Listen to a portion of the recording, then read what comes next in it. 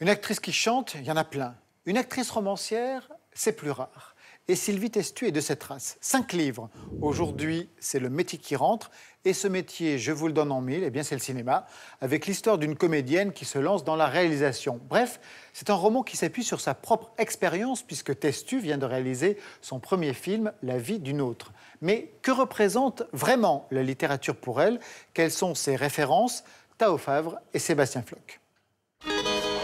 J'ai croisé les doigts pour Leonardo DiCaprio accroché à son bout de bois par moins 20 degrés en Arctique. J'ai prié pour que le Boeing 757 ne s'écrase pas avec tous ses passagers dedans alors qu'il tentait d'épargner le Capitole. Il me semble même que j'ai attendu l'arrivée des pompiers pour sauver Jeanne d'Arc. Avec une telle volonté d'ignorer ce que tout le monde tient pour la réalité, il ne fallait pas non plus espérer que ça ne se passe pas de la même façon dans ma propre vie. César de la meilleure actrice pour Stupeur et Tremblement, adapté du roman d'Amélie Nothomb. Globe de cristal pour son incarnation de Françoise Sagan au cinéma, Sylvie Testu a souvent connu le succès grâce au monde de la littérature. À la ville, l'actrice écrit depuis plus de 10 ans des romans, une passion qui lui offre un moyen d'expression bien éloigné des impératifs du cinéma dont elle se moque dans son dernier livre. Écrire un roman, vous direz ce que vous voulez. Il n'y a pas de problème d'argent, il n'y a pas de problème de quelqu'un qui interfère.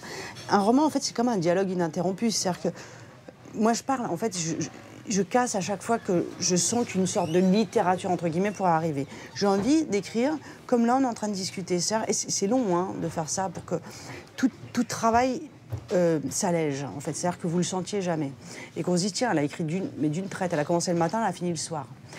Et cette liberté, elle est grande, parce qu'elle a à voir avec le jeu d'enfant. Vous savez, comme quand vous jouez aux petits soldats, vous dites « Ah là là, l'armée russe gagne ». Non, finalement, je ne vais pas faire gagner les Russes, je vais faire gagner ceux-là. De son enfance justement jusqu'à aujourd'hui, Sylvie Testu est une lectrice accomplie, l'occasion de faire avec elle un tour d'horizon de ses œuvres et auteurs de référence.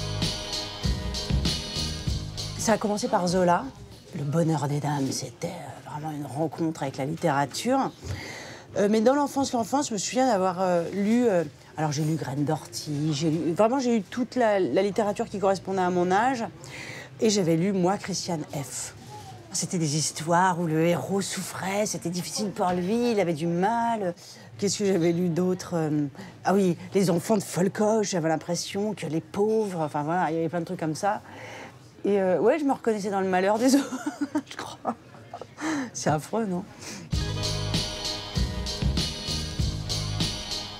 Belle du Seigneur, alors premier choc fort.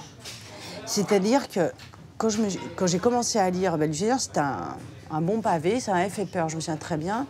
Et ce Solal, qui donnait des leçons de vie comme ça, m'énervait beaucoup, ça je m'en souviens très bien. Mais en revanche, il avait des petites phrases. Vous savez, c'est ce moment où vous dites « j'ai toujours pensé ça, mais je ne le savais pas ». Et c'est un peu le rôle d'un auteur aussi, de vous faire mettre le doigt sur quelque chose que vous pressentez, mais que vous n'avez pas réalisé, en fait. Parce que vous n'êtes pas arrêté sur la façon de regarder les choses, sur la façon d'interpréter. Et par exemple, quand il lui dit à elle, vous savez, vous dites que vous êtes amoureuse de moi, mais s'il me manquait un seul des petits os que j'ai dans la bouche, vous m'aimeriez plus. Oh, je me souviens de cette phrase, je m'étais dit, oh là là, cette pensée, je me suis dit, c'est tellement vrai, c'est affreux. Je pense que c'est Moravia.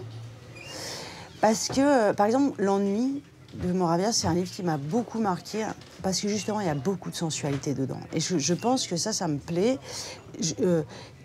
C'est ancré, c'est fort. Et c'est vraiment, quand vous ouvrez le livre et que vous le fermez, le monde s'arrête. Il y a un univers qui est fort. Dans les premiers auxquels je pense, ça serait lui.